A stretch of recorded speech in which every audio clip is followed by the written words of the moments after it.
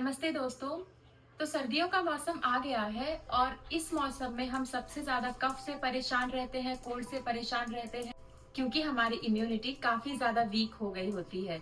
तो आज हम 3 ऐसे प्राणायाम करेंगे जो आप सर्दियों के मौसम में कर सकते हो। ये प्राणायाम आपकी इम्यूनिटी को भी बढ़ाएगा और आपके शरीर को अंदर से गर्माहट प्रोड्यूस कराएगा।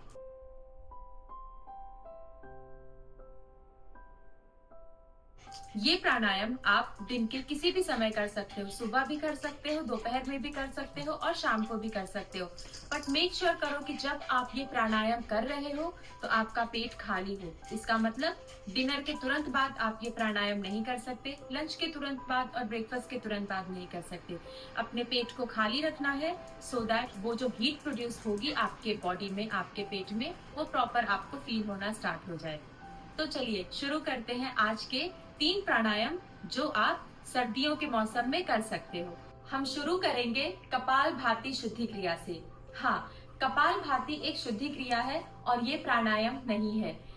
आज मैं देखूं तो काफी लोग इसे एक मिथ बना कर रखे हैं।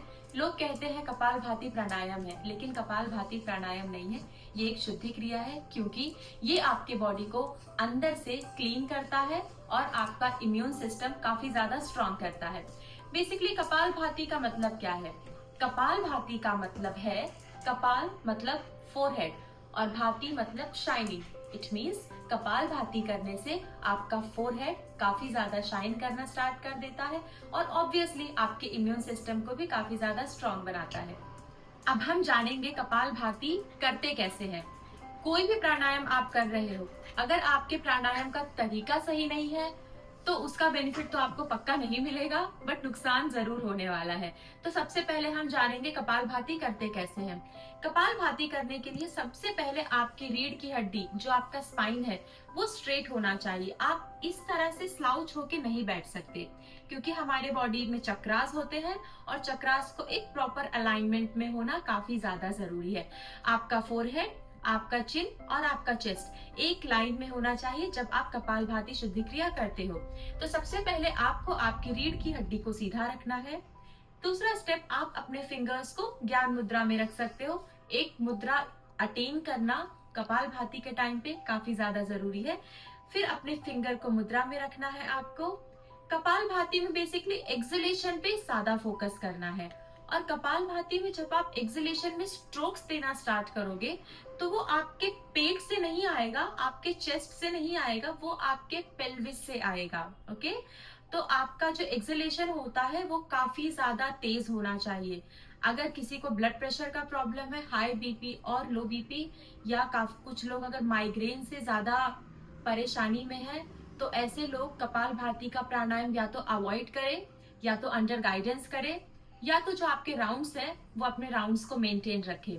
आप 30 to 40 राउंड्स कर सकते हैं, बट 5 से 7 मिनट बिल्कुल नहीं कर सकते हैं। क्यों? क्योंकि ये जो प्रेशर होता है, ये जो ब्लड प्रेशर होता है, ये काफी ज्यादा बढ़ जाता है। कपाल भाती करने से आपके ब्रेन तक वो पहुंच जाता है और ज्यादा प्रॉब्लम देना स्टार्ट कर देगा। ओके, सो कपाल भाती अब हम शुरू करते हैं। स्पाइन स्ट्रेट रखना है, फिंगर्स को ज्ञान मुद्रा में रखना है। उसके बाद अब हम स्ट्रोक्स देना स्टार्ट करेंगे। हमें अपनी आंखें बंद करनी है, नाक से आपको गहरी सांस लेनी है और एक्सलेशन के टाइम पे एक स्ट्रॉन्ग आवाज निकालनी है। अब हम अपना प्राणायाम शुरू करेंगे। आंखें बंद कर लीजिए।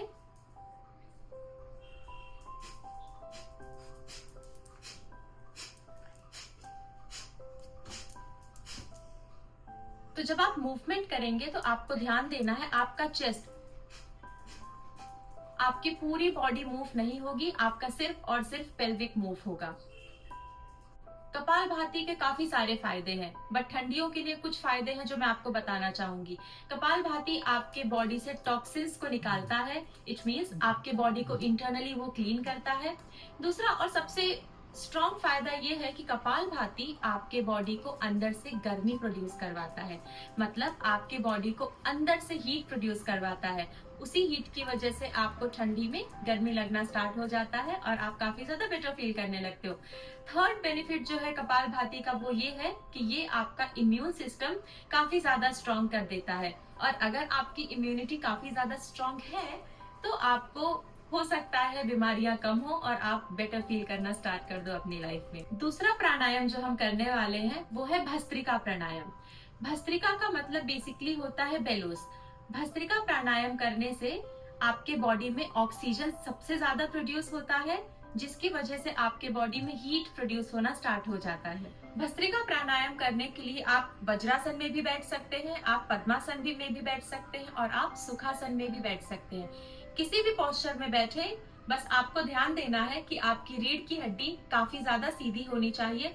कोई भी तरह का इस तरह का मूवमेंट आपको नहीं करना है। अब आपको अपने दोनों हाथों को आपके घुटनों पर रखना है। नाक से आप सांस को अंदर लेंगे और एकदम तेज से आप उसको बाहर छोड़ेंगे। ये प्रक्रिया आपको कंटिन्यू रखनी है 10 to 15 राउंड्स के लिए। और मेक श्योर करें कि जब आप भस्त्रिका का प्राणायाम कर रहे हो तो बॉडी में किसी और तरह का मूवमेंट नहीं होना चाहिए। जो मूवमेंट होगा वो सिर्फ और सिर्फ आपके पेल्विस का होगा और आपके नॉस्ट्रिल्स का होगा। तो आपको इनहेल करना है नाक से और तेज से आपको सांस को छोड़ना है। नॉस्ट्रिल के थ्रू ही आप इनहेल करोगे और काफी तेज से आप एक्सहेल करोगे। अब भस्त्रिका प्राणायाम के कुछ फायदे भी हैं। पहला फायदा ये है कि ये आपके लंग्स को काफी ज्यादा मजबूत बनाता है। दूसरा फायदा ये है कि आपको अगर ठंडी जुकाम हुआ है तो इस चीज से भी आपको काफी ज्यादा रिलीफ देता है। और थर्ड ये है कि आपका इम्यूनिटी काफी ज्यादा ये स्ट्रॉन्ग कर देता है। भस्त्रिका प्राणायाम आप कोशिश करें कि खाली पेट करें। और अगेन आपको अगर ब्लड प्रेशर का कोई किसी भी तरह का प्रॉब्लम है या फिर किसी भी तरह की आपकी सर्जरी हुई है बेली रीजन में, तो आपको ये प्राणायाम वो टाइम अवॉइड करना है। प्रेग्नेंट वुमेन को भी ये प्राणायाम अवॉइड करना है तीनों ट्रिमेस्टर्स में। अब तीसरा और आखिरी प्राणायाम हमारा है अनुलोम विलोम प्राणायाम। अनुलोम विलोम प्राणायाम किंग ऑफ ऑल प्राणायाम है। ऐसा कहा जाता है कि अगर आपने हर सुबह अनुलोम विलोम प्राणायाम सिर्फ 5 to 10 मिनट्स कर लिया, इट मीन्स आपने अपने पूरे बॉडी के ऑर्गन्स को भी हील कर दिया है। अनुलोम विलोम प्राणायाम आपके नर्वस सिस्टम को स्ट्रॉन्ग करता है और आपकी इम्यूनिटी भी बढ़ाता है। अब हम समझते हैं कि अनुलोम विलोम प्राणायाम करना कैसे है। आप अपने पैरों को या तो अर्ध पद्मासन में रख सकते हैं या तो ऊर्ध्व पद्मासन में रख सकते हैं। इस पोजीशन में बैठने के बाद अब आपको आपके फिंगर्स को पहले तो ज्ञान मुद्रा में रखना है। किसी भी तरह का प्राणायाम शुरू करने से पहले आपका लेग प्रॉपरली ऑन मैट होगा और आपके फिंगर्स प्रॉपरली ज्ञान मुद्रा में होंगे।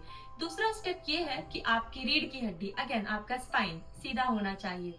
किसी भी प्राणायाम में आप अपने स्पाइन को बेंड नहीं कर सकते हो, ये अलाउड नहीं है। आपके चक्रास ब्लॉक हो जाएंगे, एनर्जी ब्लॉक हो जाएगी और काफी ज्यादा प्रॉब्लम्स आप फेस करना स्टार्ट कर दोगे। तो अब आपके फिंगर्स को ज्ञान मुद्रा में रखना है। अगर आप राइटी हो तो आप राइट हैंड यूज करोगे, अगर आप लेफ्टी हो तो आप लेफ्ट हैंड यूज करोगे। मैं राइट हैंड अपना यूज करूंगी। अब आपका राइट हैंड यूज करना है और राइट हैंड के थ्रू आपको प्रणव मुद्रा बनाना है। बेसिकली प्रणव मुद्रा करते कैसे मैं आपको ये बता देती हूँ। प्रणव मुद्रा के लिए आपका इंडेक्स फिंगर और आपका मिडिल फिंगर आपको बेंड करना है। आप प्राणायाम के लिए सिर्फ थंब और रिंग फिंगर का यूज कर सकते हो। आपके राइट नॉस्ट्रिल को आपको क्लोज करना है अपने थंब से, इनहेल करना है अपने लेफ्ट नॉस्ट्रिल से। अब आपको अपने लेफ्ट नॉस्ट्रिल को क्लोज करना है और एक्सहेल करना है राइट से। अब आपको वापस से इनहेल करना है राइट से और एक्सहेल करना है लेफ्ट से। ये प्राणायाम आप 5 से 10 राउंड कर सकते हो या 3 से 5 मिनट तक कर सकते हो। जब आप इनहेल करोगे तो आपको आपके चेस्ट को ओपन करना है, एक्सपांड करना है, सो दैट लंग्स में प्रॉपर ऑक्सीजन जाए और आपके बॉडी को हीट मिले। ओके। और आप ये प्राणायाम करते हुए आपको इस चीज का भी ध्यान देना है कि आप काफी तेजी से ना करो। ओके। आप प्राणायाम को काफी ज्यादा धीरे रखो और आप रिलैक्स फील करो जब आप प्राणायाम कर रहे हो। आप अपने ब्रीदिंग होल्ड भी कर सकते हो इनहेलेशन के बाद या एक्सहेलेशन के बाद। सेकेंड इंपॉर्टेंट चीज जो ये है, आपका जो प्राणायाम है वो लेफ्ट नॉस्ट्रिल से ही शुरू होगा और लेफ्ट नॉस्ट्रिल पर ही खत्म होगा। किसी भी तरह से नहीं करना है, क्योंकि हमारी ये आप नाड़ी के थ्रू कनेक्ट कर रहे हो अपने माइंड और बॉडी को। ये नाड़ी शोधन प्राणायाम भी कहा जाता है। एक ईड़ा नाड़ी होती है, एक पिंगला होती है, एक सुषुम्ना होती है। तो आपको नाड़ीज के थ्रू ये प्राणायाम करना है, तो आप मेक श्योर करो कि आप किसी भी तरह की कोई गलती ना करें। ये प्राणायाम आपका इम्यून सिस्टम स्ट्रॉन्ग करता है, आपको कामनेस प्रोवाइड करता है और आपके नाड़ीज को प्यूरिफाई करता है। नाड़ीज प्यूरिफाई हो जाती है तो आपके चक्रा के एनर्जीज भी मूव होना स्टार्ट हो जाते हैं। आई होप आपको ये तीनों प्राणायाम काफी ज्यादा बेटर लगे हो, काफी ज्यादा अच्छे लगे हो। इनमें से एक शुद्धि क्रिया था जो कपालभाति था, बाकी दो प्राणायाम थे भस्त्रिका और अनुलोम विलोम प्राणायाम। तो आई होप आप ये तीनों चीजें रेगुलरली इंक्लूड करोगे अपने रूटीन में, और प्रैक्टिस करते करते आई होप आपका ये प्राणायाम बेटर हो जाएगा। और मेक श्योर करो कि इसे आप अपनी डेली रूटीन में इंक्लूड करो। ऐसा नहीं करना है कि आप एक दिन करके दूसरे दिन छोड़ रहे हो, नहीं, इसको आपको अपने डेली रूटीन में इंक्लूड करना है। एंड आई होप आपको ये वीडियो पसंद आई होगी। अगर ये वीडियो आपको अच्छी लगी हो तो इसे अपने फ्रेंड्स के साथ जरूर शेयर करें। जिसे भी ठंड ज्यादा लगती है, सर्दी जुकाम ज्यादा हो जाता है, उनके साथ ये वीडियो जरूर शेयर करें, क्योंकि काफी ज्यादा उन्हें हेल्प मिलेगा इस चीज से। और अगर किसी भी तरह की और टिप्स चाहिए या और भी अगर आपके दिमाग में क्वेश्चन है सर्दियों को लेकर, आसन प्राणायाम को लेकर, तो आप कमेंट सेक्शन में जरूर मेंशन करें और मैं आपके डाउट्स जरूर क्लियर करूंगी। मेक श्योर करो कि आप प्राणायाम को खाली पेट करें या किसी भी समय करो, कोई प्रॉब्लम नहीं है, बस आपका पेट खाली होना चाहिए, इस चीज का आपको ध्यान देना है। और अब मैं मिलूंगी आपको नेक्स्ट वीडियो में, तब तक के लिए आप अपना ध्यान रखें, प्राणायाम करते रहें और खुश रहें। Thank you, bye.